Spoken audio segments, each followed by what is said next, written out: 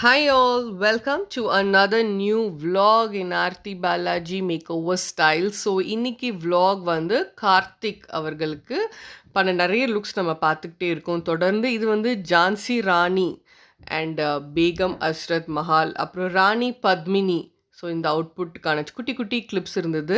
So எங்களுக்கு ரொம்ப சேலஞ்சிங்கான ஒரு விஷயம் வந்து இயரிங்ஸ். ஏன்னா அவருக்கு காதில் ஓட்டையே இல்லை, ஹோல் கிடையாது.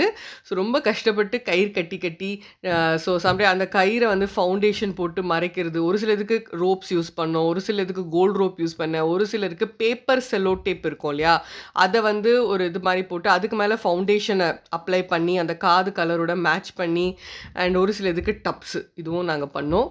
ஸோ இது வந்து ஆக்சுவலி இது வந்து ஒரு பிளாக் அண்ட் ஒயிட்டில் வந்து அழகாக இருக்கும் அப்படின்னு நினச்சி, ஸோ அந்த இது வந்து பிளாக் அண்ட் ஒயிட்டில் தான் நாங்கள் ஆக்சுவலி பார்த்தோம்.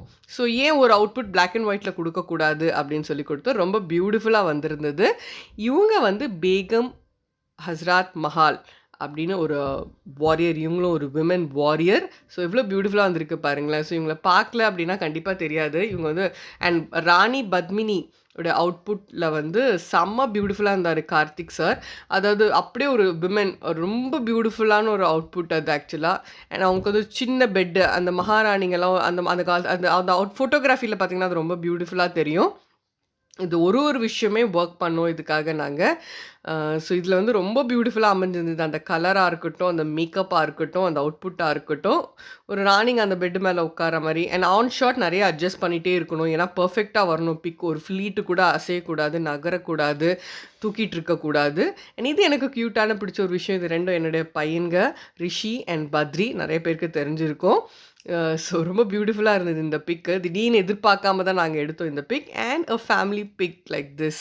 தேங்க்யூ ஸோ மச் ஃபார் வாட்சிங் and supporting me. Wish you all a very very happy Independence Day. Thanking again the entire team working under this. This was not possible without you all.